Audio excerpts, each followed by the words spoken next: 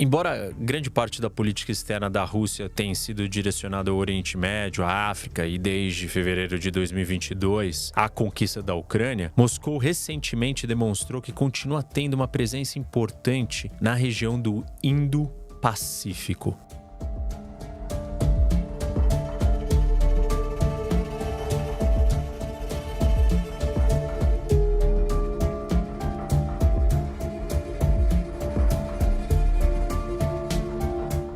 Pessoal, vamos fazer uma pausa no nosso vídeo para eu falar da Insider, nosso parceiro e patrocinador aqui do canal. E tem uma novidade interessante. As camisetas da Insider, elas foram submetidas a um teste pelo Instituto de Pesquisas Tecnológicas. E ele colocou as camisetas da Insider para lavar 50 vezes e outras camisetas convencionais de algodão. Qual foi o resultado? As camisetas da Insider não perderam a cor. Já as camisetas normais de algodão, sim. Mas além desse fator, dessa tecnologia, o tecido tecnológico também é leve, ele desamassa no corpo, é anti-odor, é confortável, versátil, porque dá para usar em qualquer situação, qualquer momento. Eu mesmo uso, estou aqui com a minha branca, tem várias cores e as cores não vão desbotar, pode ter certeza disso. Não se esquece, quando você for no site comprar a sua Insider, que não vai desbotar, você usa o cupom, meu cupom ROC, HOC, e com esse cupom você tem direito a descontos. Se você já comprou, você vai ter um desconto sempre. Se é a sua primeira vez comprando, aproveita que o desconto é ainda maior. Então, ROC, site da Insider, vocês vão gostar. Nos últimos 2 meses, o presidente russo Putin visitou a China, a Coreia do Norte e o Vietnã para reforçar parcerias estratégicas importantes. Putin também se encontrou com o primeiro-ministro indiano Modi em Moscou, no que o presidente ucraniano Zelensky chamou de um golpe devastador aos esforços de paz. Além disso, metade do Sudeste Asiático, grande parte do Sul da Ásia e quase todos os países insulares do Pacífico ficaram de fora da cúpula de paz sobre a Ucrânia, realizada na Suíça em meados de junho. Vários dos países dessas regiões que compareceram se recusaram a assinar a declaração conjunta produzida na cúpula, demonstrando a influência sólida e perene da Rússia sobre os cálculos estratégicos desses lugares. É certo que a influência da Rússia no Indo-Pacífico é muito menor do que a da China e a dos Estados Unidos, as duas superpotências que disputam a supremacia na região, já que além de ser um grande fornecedor de armas e petróleo, Moscou tem pouco a oferecer de concreto a essas nações nessas regiões. Embora o Kremlin pareça desejar um confronto estilo Segunda Guerra Fria entre o Ocidente e o Oriente, é improvável que ele consiga muitos aliados declarados na região do Indo-Pacífico, dado que a maioria dos países, com algumas exceções proeminentes, está adotando estratégias de proteção e fazendo o possível para evitar um alinhamento clássico de equilíbrio de poder. Como segunda opção, a Rússia está satisfeita em construir relações fortes no Indo-Pacífico para contrariar o que o Putin chama de hegemonia dos Estados Unidos e desviar a atenção da sua invasão da Ucrânia. Nesse aspecto, o Kremlin teve algum sucesso. Para a Rússia, nenhum parceiro é mais importante no momento do que a China, e eu já falei disso muito para vocês aqui no canal, em vários vídeos. Mas durante o encontro em Pequim, em maio, Putin e o presidente chinês Xi Jinping reforçaram a sua parceria estratégica sem limites. Em um discurso que agradou o Putin, o Xi disse que a China está disposta a alcançar conjuntamente o desenvolvimento e a revitalização dos nossos respectivos países, sugerindo que Pequim vai continuar ajudando Moscou economicamente, especialmente no combate às sanções lideradas pelos Estados Unidos e o Ocidente. Em um ato ainda mais significativo, a Coreia do Norte também emergiu como um parceiro estratégico da Rússia, uma mudança grande em relação a apenas 7 anos atrás, quando Moscou apoiou duras sanções das Nações Unidas contra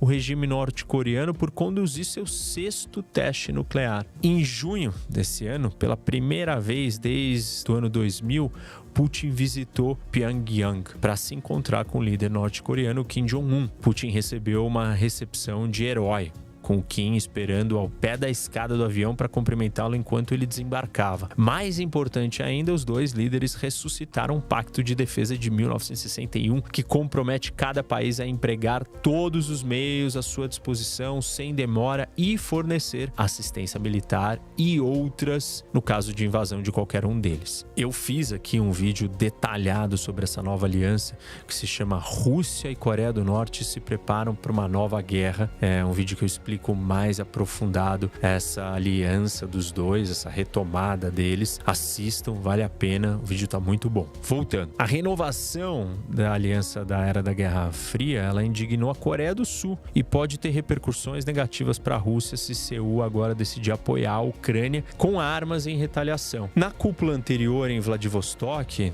na Rússia, em setembro de 2023, o Putin e o Kim concordaram que o Kremlin receberia munições norte-coreanas para o uso na Ucrânia em troca de apoio técnico russo aos programas de mísseis e possivelmente nucleares da Coreia do Norte. Embora os detalhes sobre a assistência russa permaneçam obscuros, Pyongyang enviou várias remessas para Moscou desde então. E no mês passado, de acordo com estimativas do Departamento de Estado dos Estados Unidos, que é o equivalente ao Ministério das Relações Exteriores, a Coreia do Norte forneceu mais de 11 mil containers de munições para Moscou desde o encontro dos dois líderes em 2023. Relatos recentes e não verificados sugerem que a Coreia do Norte pode até começar a enviar tropas para a Ucrânia. Uma parceria fortalecida com a Coreia do Norte é um incômodo estratégico para os Estados Unidos e para a Europa. Após a visita à Coreia do Norte, o Putin seguiu para o Vietnã. Foi sua primeira visita de Estado desde 2013. Em contraste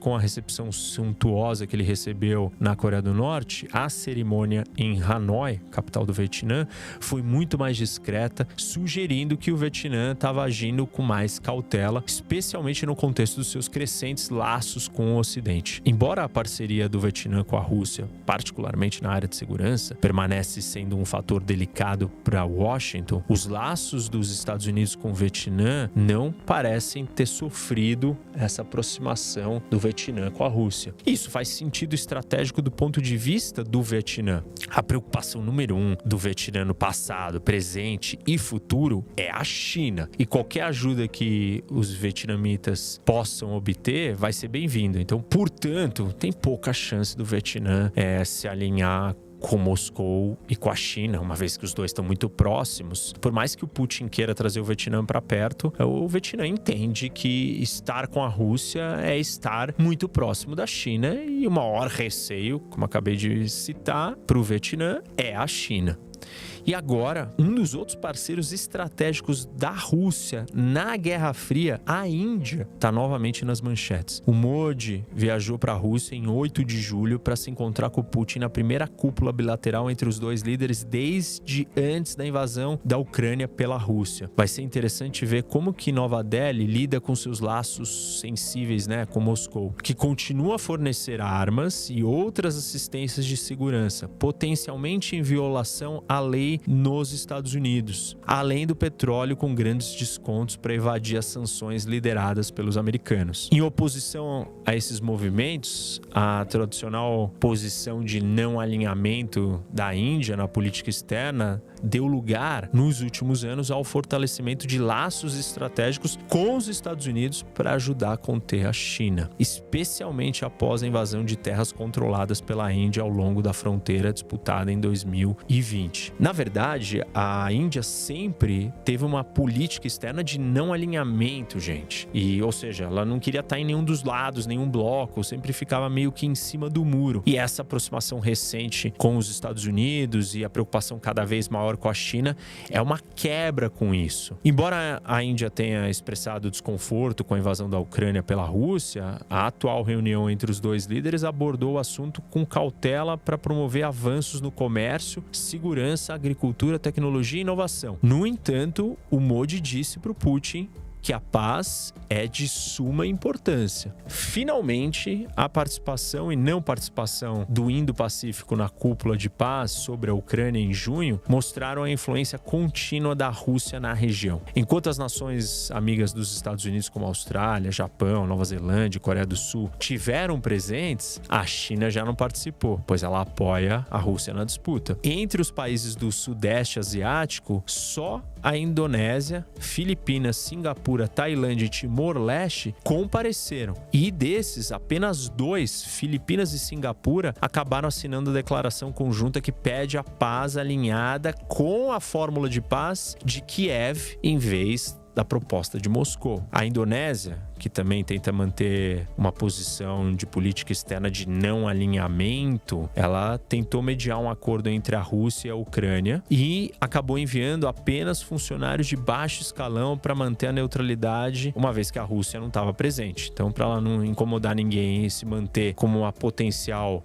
negociadora, mediadora, ela foi lá, mas ficou quieta e mandou diplomatas de baixo escalão. Já as motivações da Tailândia são menos claras, mas elas podem estar relacionadas ao foco de Bangkok em sua candidatura a membro dos BRICS, o grupo que inclui o Brasil, Rússia, Índia, China, África do Sul e vários outros países recém-adicionados. A não participação de regimes autoritários do Sudeste Asiático, como Brunei, Camboja, Laos, Mianmar e Vietnã, não foi surpreendente, mas a ausência da Malásia, uma democracia como a Ucrânia e seus apoiadores, foi bastante surpreendente. Assim como na Tailândia, não está claro o que motivou a decisão da Malásia de boicotar a conferência, mas a raiva de Kuala Lumpur pelo apoio dos Estados Unidos a Israel na guerra contra o Hamas provavelmente foi um fator que a Malásia levou em consideração. Já do sul da Ásia, só a Índia participou da cúpula e somente com funcionários de baixo escalão também, para evitar parecer que estava endossando a reunião e seu resultado. Nova Delhi não assinou a declaração conjunta. Nenhum outro país do sul da Ásia participou da cúpula, embora todos sejam democracias. Esse distanciamento é um testemunho do efeito intimidador que a Rússia pode ter sobre o cálculo estratégico de qualquer nação pequena ou média. Entre os países das ilhas do Pacífico, só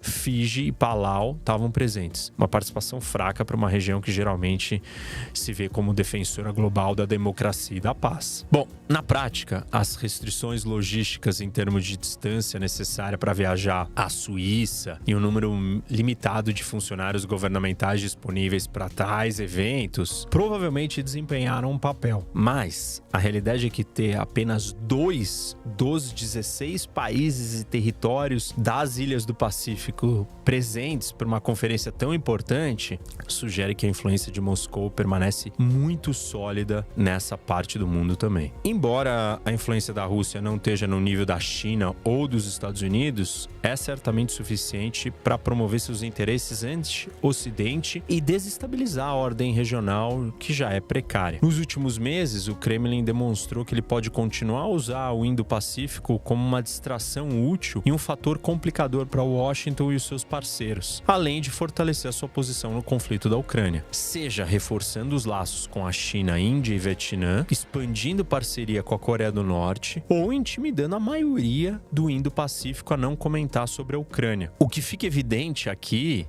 é que o papel da Rússia na região não pode ser ignorado. E além disso, se alinhar cada vez mais com a Coreia do Norte e a China, a Rússia acaba criando a oportunidade de apoiar militarmente ambos os países em qualquer ataque potencial à Coreia do Sul ou Taiwan, respectivamente. Mesmo que a probabilidade ainda seja muito baixa para Moscou no momento, já que seus próprios interesses de segurança não estão diretamente em jogo com esses conflitos na Coreia do Sul ou em Taiwan. Bom, resumindo e finalizando, mesmo com todas essas vantagens que eu descrevi aqui, e por mais formidável que tenha sido a influência da Rússia no Indo-Pacífico, principalmente na questão desse potencial acordo de paz com a Ucrânia, de verdade, quem a Rússia tem é só a China e a Coreia do Norte. São os únicos que podem ser considerados apoiadores ferrenhos ou próximos mesmo do Putin. No fundo, todos esses outros países da região, mesmo que eles não gostem do Ocidente, eles resistem à ideia de pode ajudar o Kremlin a construir um bloco único estratégico concorrente. À medida que as grandes potências tentam alinhar seus respectivos apoiadores, muitos países do Indo-Pacífico parecem estar seguindo os passos do movimento dos não alinhados, aquela política externa que você não toma lado, mais uma vez mostrando as semelhanças dos dias de hoje com a época da Guerra Fria.